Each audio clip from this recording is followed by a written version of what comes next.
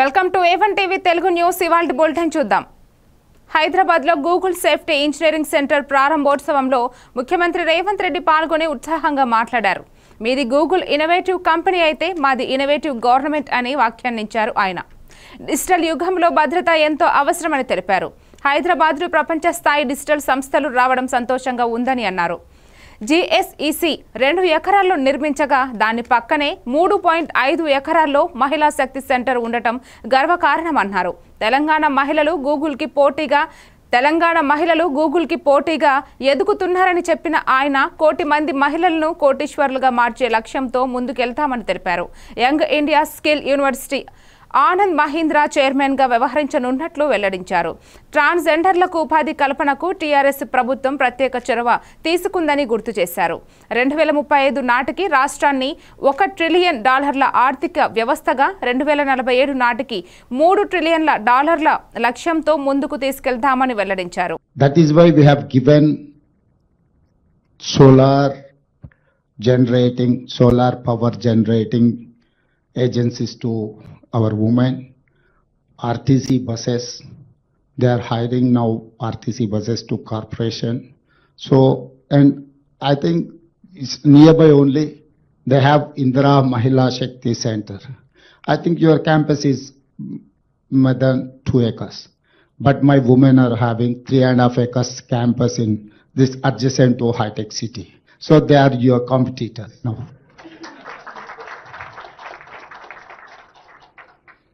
For all this, I need your support. Particular, I wanted to empower women. For that, I need your support, Google's support. Become brand ambassadors of Telangana Rising. Google and Hyderabad are old friends. I think everyone knows that Google has started in Hyderabad in 2007 when Rajashekar Reddy was as Chief Minister of Telangana. Google set up its first office here during Congress rule only. Today, nearly 7,000 Googlers call Hyderabad their home. We are working together in many areas like education, security, maps, traffic, startups and health.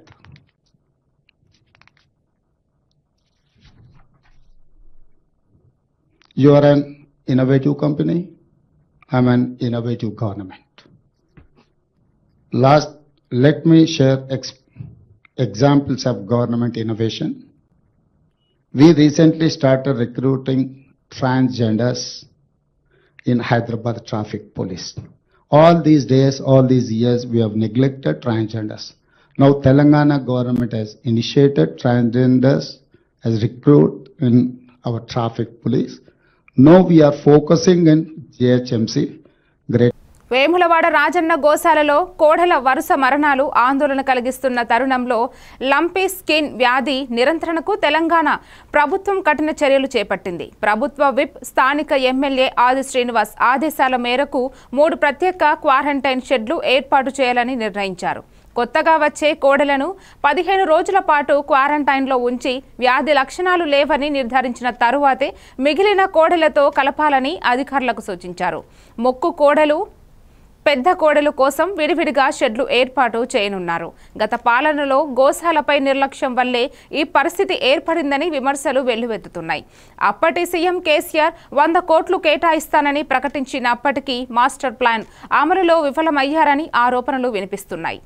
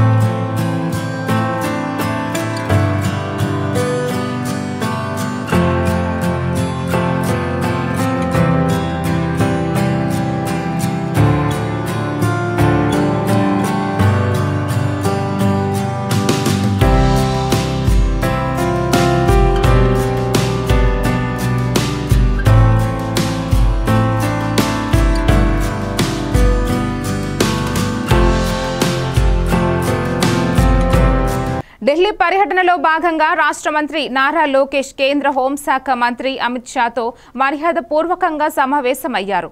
ఈ సమావేశం దాదాపు 25 నిమిషాల పాటు కొనసాగింది. రాష్ట్రంలో ఏడాది కాలంగా కూటమి ప్రభుత్వం సాధించిన విజయాలు, కేంద్ర సహకారంతో అమలవుతున్న అభివృద్ధి పనుల పురోగతి, ప్రస్తుత పరిస్థితులపై లోకేష్ వివరించారు. ఈ నెల 21న విశాఖలో జరగబోయే యోగాంధ్ర కార్యక్రమానికి ప్రధాని మోదీ హాజరయ్యే సందర్భంలో జరుగుతున్న ఏర్పాట్ల గురించి తెలిపారు. అమలవుతున్న ప్రాజెక్టుల పురోగతితో పాటు కొత్త ప్రాజెక్టులకు కేంద్రం సహకారం అందించాలని విజ్ఞప్తి చేశారు. పాదయాత్ర అనుభవాలతో రూపొందించిన యువగలం పుస్తకాన్ని అమిత్ షాకు అందించిన లోకేష్కు ఆయన అభినందించారు.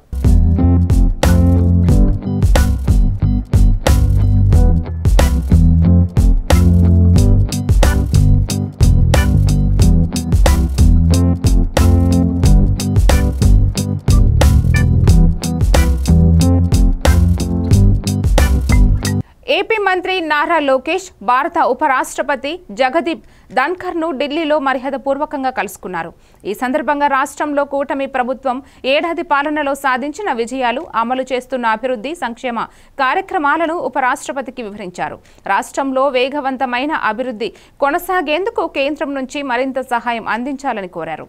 దేశంలోనే తొలిసారిగా ఆంధ్రప్రదేశ్లో క్వాంటమ్ వ్యాలీ ఏర్పాటు చేస్తున్నామని వివరించగా, అధునాతన టెక్నాలజీ వినియోగంలో సీఎం చంద్రబాబు ఎప్పుడూ ముందు ఉంటారని ధన్కర్ ప్రశంసించారు.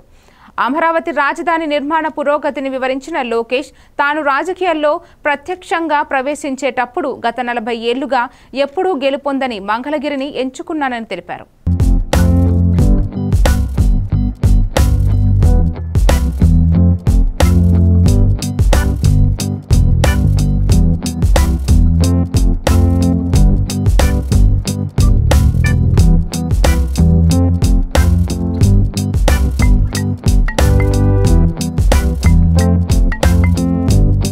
వైఎస్ జగన్ సత్తెనపల్లి గడియారం సెంటర్కు చేరుకోగానే జనసంద్రం ఉప్పొంగింది. కిలోమీటర్ల పొడవునా ప్రజలు భారీగా తరలివచ్చారు.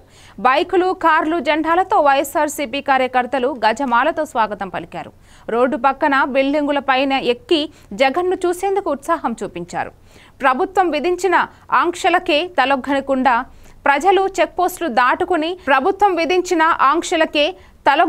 ప్రజలు చెక్పోస్టులు దాటుకుని రెంటపాళ్ల వైపు కదిలారు. ఇప్పటికే రెంటపాళ్ల ప్రాంతం జనంతో నిండిపోయింది. ఇదిలా ఉండగా పల్నాడు సరిహద్దుల్లో పోలీసులు భారీగా బ్యారికేడ్లు ఏర్పాటు చేయడంతో వైఎస్ఆర్సీపీ కార్యకర్తలను అడ్డుకున్నారు. దీంతో మాజీ మంత్రి అంబటి రాంబాబు పోలీసులతో వాగ్వాదానికి దిగారు. బ్యారికేడ్లు తొలగించాలని డిమాండ్ చేసినా పోలీసులు ఒప్పుకోకపోవడంతో స్వయంగా తానే బ్యారికేడ్లను పక్కకు నెట్టారు.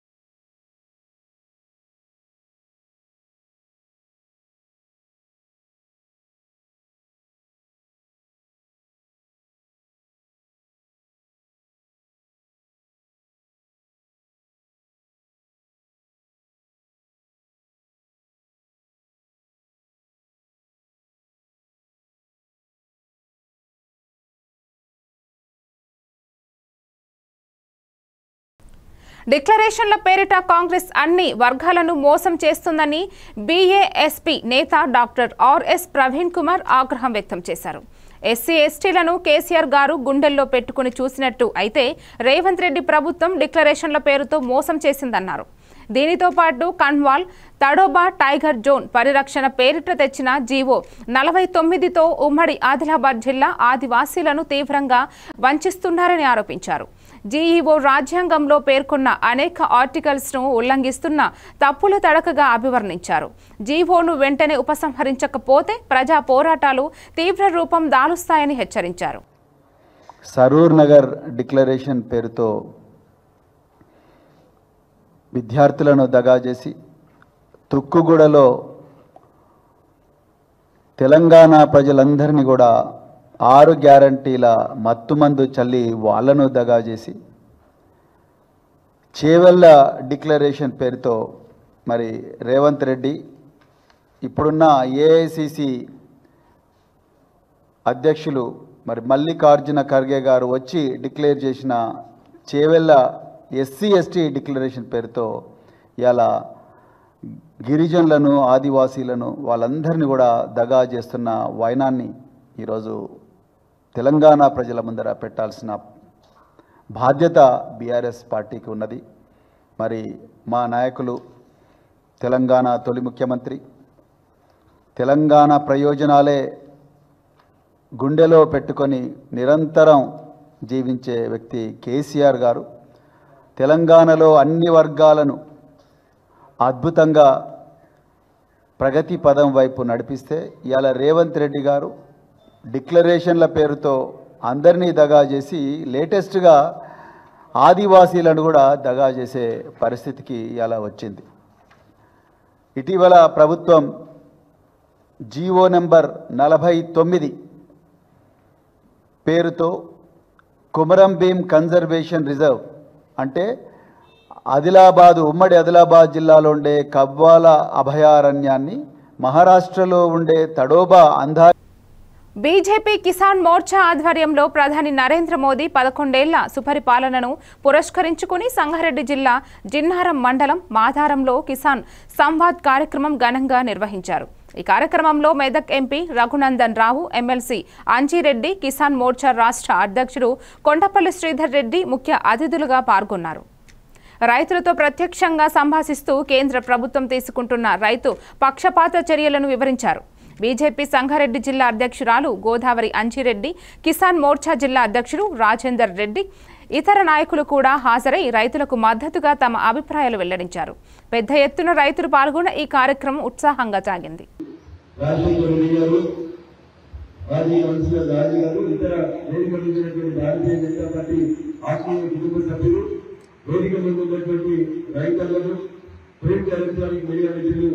ఈ కార్యక్రమంలో పాల్పంచుకుంటున్నటువంటి జిల్లాల మండల రైతాంగానికి అందరికీ పేరు పేరుగా కృతజ్ఞతలు, నమస్కారాలు తెలియజేస్తాను.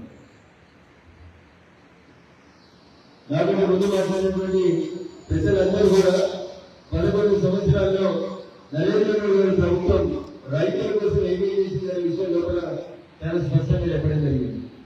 ఊళ్ళలో రైతుల కోసం నరేంద్ర మోడీ ప్రభుత్వం చేసినటువంటి విషయాలని మీరందరూ ఎక్కడెక్కడ ఖచ్చితంగా పంచాయతీ దగ్గర చర్చ పెట్టి కాంగ్రెస్ పార్టీ అధికారంలో ఉన్న 10 ఏళ్లలో యూరియా కావాలంటే చెప్పులు పెట్టుకుని లైన్లలో రైతులందరూ చచ్చిపోయినటువంటి రోజుల్ని నరేంద్ర మోడీ ప్రభుత్వం వచ్చిన తర్వాత ఎక్కడ కూడా చెప్పుల పరిస్థితి, క్యూ లైన్ల పరిస్థితి లేకుండా ఎంత అంత యూరియాని ఏ విధంగా అందజేస్తున్నారనే విషయాన్ని ఈ రెండింటి మధ్య తేడా చెప్పాల్సినటువంటి అవసరం ఉంది. ఎంతటి పోలీస్ స్టేషన్లో యూరియా, ఎంతటి పోలీస్ బందోబస్తు లేకుండా యూరియా అమలైనటువంటి పరిస్థితి కాంగ్రెస్ ప్రభుత్వ హయాంలో ఉంటే నరేంద్ర మోడీ గారు ప్రధానమంత్రిగా 11 సంవత్సరాల్లో ఏ రోజు కూడా రైతులకు యూరియా లేనటువంటి కష్టం లేకుండా యూరియాని సప్లై చేసినటువంటి కనుక నరేంద్ర మోడీ గారికి తెలుస్తుంది. చాలా మంది చాలా బాగా చెప్తారు, మోడీ గారు చదువుకున్నారు, వారు బాగా చదువుకున్నారు, వీళ్ళు చదువుకున్నారు, వారు చదువుకున్నారని బాగా చదివించారని ఏం చెప్తారు. కానీ కేంద్ర జిల్లాలో హాస్పిటల్ చదువుతున్నటువంటి మన్మోహన్ సింగ్ కి చిదంబరం గారి ఆలోచన కాంగ్రెస్ హయాంలో పోలీస్ స్టేషన్లు సెటిల్మెంట్లు కేంద్రాలుగా మారిపోయానని బీఆర్ఎస్ వర్కింగ్ ప్రెసిడెంట్ కేటీఆర్ ఆగ్రహం వ్యక్తం చేశారు. సిరిసిల్లలో మీడియాతో మాట్లాడుతూ ఓ భూమిపై కాంగ్రెస్ నేత కబ్జా చేశాడని ఫిర్యాదు చేసిన బీఆర్ఎస్ మాజీ ఎంపీటీసీ కుంటయ్యపైనే పోలీసులు కేసు బనాయించి వేధించడంతో ఆయన ఆత్మహత్య చేసుకున్నారని ఆరోపించారు.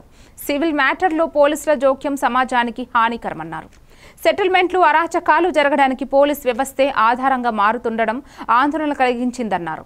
ప్రజల నమ్మకాన్ని కోల్పోతే ప్రజలు వ్యవస్థపై విరుచుకుపడే పరిస్థితి రావచ్చని హెచ్చరించారు. వారి కుటుంబాన్ని ఈరోజు కలిసిన తర్వాత నిజంగా కూడా బయట రాజకీయ నాయకులంటే ఏదేదో ఊహించుకుంటారు, కానీ బయటికి ఎంత గంభీరంగా కనబడ్డా లోపల దుఃఖాన్ని దాచుకొని లోపల కష్టాన్ని కూడా అదిం పెట్టుకొని ఒకవైపు ప్రజల కోసం పనిచేస్తూ మరొక వైపు తమ కుటుంబాన్ని కూడా కాపాడుకునే క్రమంలో ఒక ఒత్తిడికి లోనై మా సోదరుడు దురదృష్టవశాత్తు ఆత్మహత్య ప్రయత్నం చేయడం జరిగింది. తెలవంగానే నేను మా మండల పార్టీ అధ్యక్షులు గజబింకర్ రాజన్న గారికి, మా జిల్లా పార్టీ అధ్యక్షులు తోటాగయ్య గారికి ఫోన్ చేసి అర్జెంటుగా అత్యవసరంగా అవసరమైతే హైదరాబాద్ షిఫ్ట్ చేస్తారా, లేకపోతే ఎల్లారెడ్డిపేటలో ఉండే మన అశ్విని హాస్పిటల్ తీసుకుపోయి, ఎందుకంటే అక్కడ పాయిజన్ కేసులు ఎఫెక్టివ్గా ట్రీట్మెంట్ ఇస్తారని తెలుసు, మీరు వెంటనే తీసుకుపోండి అంటే వాళ్ళు కూడా పాపం శాయశక్తుల ప్రయత్నం చేసింది. దురదృష్టవశాత్తు కిడ్నీలు ఫెయిల్ కావడం, దురదృష్టవశాత్తు కుంటయ్య గారిని కాపాడుకోలేకపోవడం జరిగింది. కానీ ఆ కుటుంబానికి అన్ని రకాలుగా ఆ ఇద్దరు పిల్లల చదువులు, వారి పెళ్లిళ్ళు, ఆ ఇద్దరు పిల్లలు, వారితో పాటు వారికి ఉండే ఇతర సమస్యలు అన్నింటినీ కూడా నేను చూసుకుంటానని చెప్పి వారి కుటుంబానికి నేను మాటిచ్చిన. ఒక ఎమ్మెల్యే గారు పోతే ఆ కుటుంబానికి ఎట్లా అండగా ఉన్నామో ఈరోజు మా కుంటయ్య గారికి కూడా ఆ కుటుంబానికి కూడా అదే స్థాయిలో పూర్తి స్థాయిలో అండగా ఉంటాం. వారు మాకు ఇచ్చిన వారి సహచర్యం కానీ, వారు మాతో పాటు కలిసి గడిపిన సమయం కానీ, అదేవిధంగా వారు పార్టీకి చేసిన సేవలు కానీ ఇవన్నీ దృష్టిలో పెట్టుకుని ఆ కుటుంబానికి మొత్తం బీఆర్ఎస్ పార్టీ జిల్లా నాయకత్వం మొత్తం అండగా ఉంటుంది. పూర్తి స్థాయిలో ఆ కుటుంబాన్ని ఆదుకుంటాం, పూర్తి స్థాయిలో ఆ కుటుంబాన్ని కాపాడుకుంటామని చెప్పి తెలియజేస్తూ అధికారులను కూడా నేను కోరుతా ఉన్నాను. ఇవాళ పోలీస్ స్టేషన్లు సెటిల్మెంట్ల అడ్డాలుగా మారిపోయినాయి. పోలీసులు అదేవిధంగా ఇతర అధికారులు ఒకటే పని పెట్టుకున్నారు, కాంగ్రెస్ నాయకులు ఏం చెప్తే చేయాలా అన్నట్టుగా విచ్చలవిడితనం ప్రదర్శిస్తూ ఉన్నారు. ఇది మంచిది కాదు. రాజకీయాల్లో గెలుస్తాము, ఓడతాం. మేము కూడా 10 ఏళ్ల అధికారంలో ఉన్నాం, కానీ గింత లేకి పనులు, గింత చిల్లర పనులు ఎన్నడూ కూడా చేయలేదు. ఇకనైనా ఇలాంటివి కాకుండా, ముఖ్యంగా ఎక్కడైనా కంప్లైంట్ వస్తే కుంటయ్య గారు కంప్లైంట్ చేసినారు, నాకు రావాల్సిన డబ్బులు ఇవ్వకుండా నేను సతాయిస్తున్నారు, ఉల్టా ఆయన మీద కేసు బనాయించారు. అంటే ఈ రకమైన వేధింపులు, ఈ రకమైన సివిల్ మ్యాటర్లో కూడా పోలీసులు దూరడము, సెటిల్మెంట్లకు ప్రయత్నం చేయడము, ఈ రకంగా అరాచకం చేయడము ఇది ఎంతమాత్రం మంచిది కాదు. నేను ఏ ఒక్కరి మీద నేను విమర్శ చేస్తలేను. ఇది ఈ రోజు కుంటయ్య గారికి జరిగింది, రేపు ఇంకోరికి జరగవచ్చు. కాబట్టి ఇది మంచిది కాదు. దయచేసి కంట్రోల్ చేసే ప్రయత్నం చేయాలని చెప్పి కూడా నేను ఈ రాష్ట్ర ప్రభుత్వాన్ని కూడా కోరుతా ఉన్నా. కానీ ఆ కుటుంబానికి మాత్రం ఇవాళ ఇంతకంటే ఎక్కువ రాజకీయం నేను మాట్లాడను. బనకచెర్ల ప్రాజెక్టు విషయంలో తెలంగాణకు అన్యాయం జరుగుతున్నా ముఖ్యమంత్రి రేవంత్ రెడ్డి మౌనం వహించడం రాష్ట్రానికి తీరని ద్రోహమని బీఆర్ఎస్ నేత కల్వకుంట్ల కవిత ఆరోపించారు. రాష్ట్ర హక్కుల కోసం పోరాడాల్సిన సమయంలో రేవంత్ నిర్లిప్తంగా వ్యవహరించుతుండడం బాధాకరమన్నారు. బనకచెర్ల ప్రాజెక్టు నిర్మాణం ద్వారా తెలంగాణకు నీటి కొరత, రైతుల నష్టాలు తప్పవని హెచ్చరించారు. కేంద్రాన్ని నిలదీయాల్సిన బాధ్యత సీఎం రేవంత్దే అని ఆమె స్పష్టం చేశారు. ఒకసారి ఆపరేషన్ కగార్ ఆపాలని కేంద్ర రాష్ట్ర ప్రభుత్వాలకు ఇద్దరికీ కూడా తెలంగాణ జాగృతి తరఫున విజ్ఞప్తి చేస్తూ ఉన్నాం. ఈ మారణకాండ ఆగాలి, దీనికి ఒక మంచి సొల్యూషన్ని కనుక్కోవాలి, ప్రజాస్వామ్యబద్ధమైనటువంటి ఒక మంచి సొల్యూషన్ కనుక్కోవాలని కూడా నేను ప్రభుత్వాలను రెండింటినీ కూడా డిమాండ్ చేస్తూ ఉన్నాను. అదేవిధంగా నిన్న ఆంధ్ర ప్రాంతానికి సంబంధించినటువంటి ఇరిగేషన్ మంత్రివర్యులు నిమ్మల రామానాయుడు గారు మాట్లాడడం జరిగింది. ఆయన మాట్లాడుతూ చంద్రబాబు నాయుడు గారు చాలా గొప్పవారు, వారిది చాలా పెద్ద మనసు, తెలంగాణలో ఉన్నటువంటి ప్రాజెక్టుల మీద చంద్రబాబు నాయుడు గారికి ఎటువంటి ఇబ్బంది లేదు, బనకచెర్ల ప్రాజెక్టు వల్ల తెలంగాణ ప్రాంతానికి నష్టం లేదు అని పదే పదే నొక్కి చెప్పేటటువంటి ప్రయత్నం వారు చేయడం జరిగింది. ఇవాళ 2 విషయాలు తెలంగాణ ప్రజలకు ఖచ్చితంగా తెలియాల్సినటువంటి అవసరం ఉన్నది. వారు రామానాయుడు గారు మాట్లాడుతూ ఇంకో మాట కూడా అన్నారు, కేసీఆర్ గారే ఒప్పుకున్నారు గోదావరి నది నీళ్లు ఆంధ్ర గవర్నమెంట్ తీసుకెళ్లడానికని.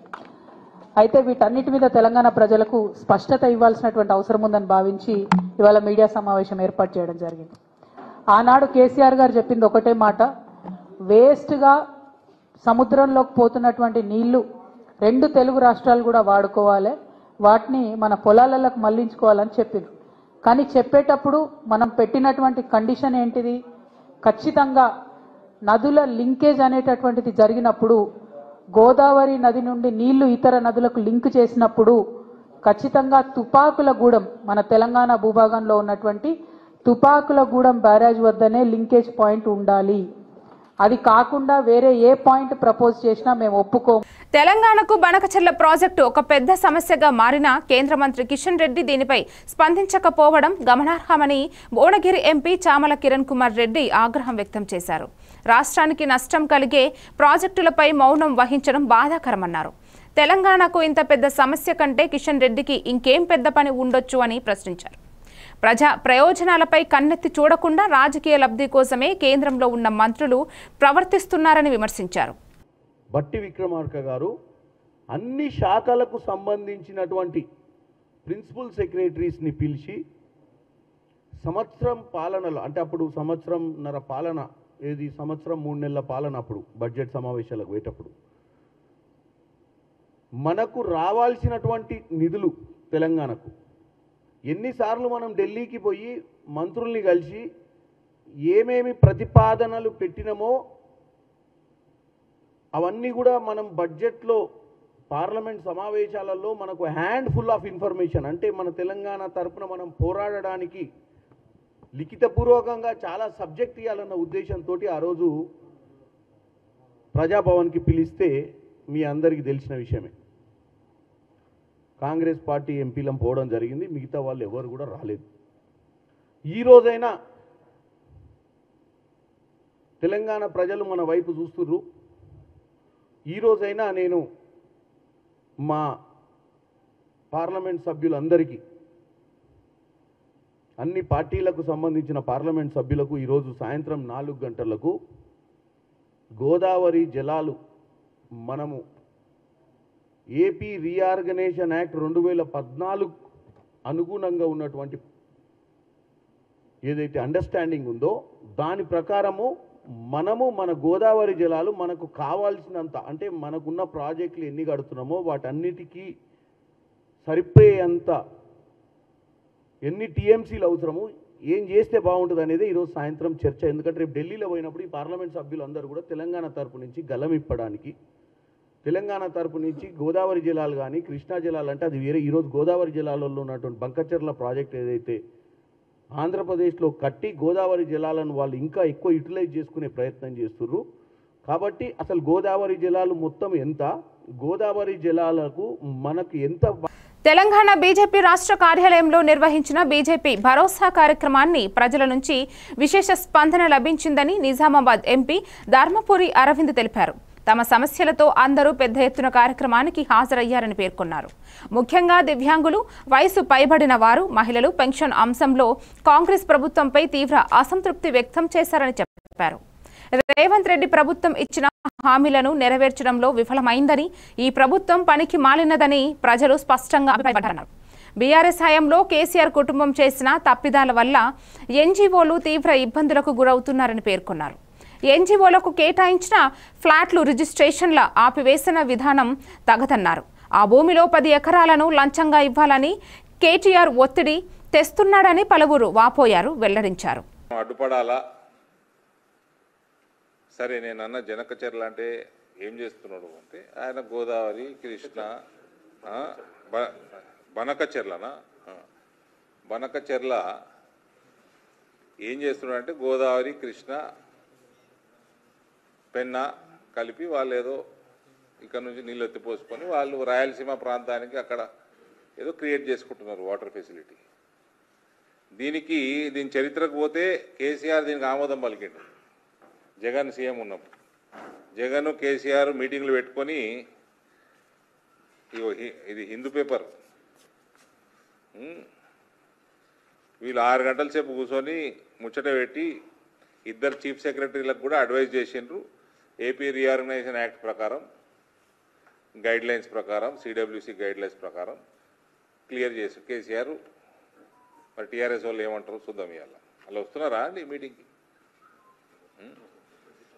దేశమంతా సిడబ్ల్యూసి ఉన్నది, కృష్ణా గోదావరి బేసిన్ల బోర్డులు ఉన్నాయి, వాటికి గైడ్ లైన్స్ ఉంటాయి. తెలంగాణకి అన్యాయం జరగనిచ్చే ప్రశ్నే లేదు. అయితే గమ్మత్ ఏంటంటే ఉత్తమ్ కుమార్ రెడ్డి ఫోన్ చేసి నిన్న, సరే మాట్లాడదామని మాట్లాడినది. ఏందన్నా అంటే రేపు రావాలి మీటింగ్కి, ఇట్లున్నది, మనకు అన్యాయం జరుగుతుంది అంటే ఏం అన్యాయం జరుగుతుంది అన్న, జవాబు ఇవ్వలే. సరే పోనీయండి, మీ ప్రణాళిక ఏంది అన్న, తెలంగాణకి ఎన్ని నీళ్ళు అవసరం పడతాయి ఉందా, ఐడియా ఉందా, మనం ఎంత టీఎంసీ మనము ఆపుకోవాలి,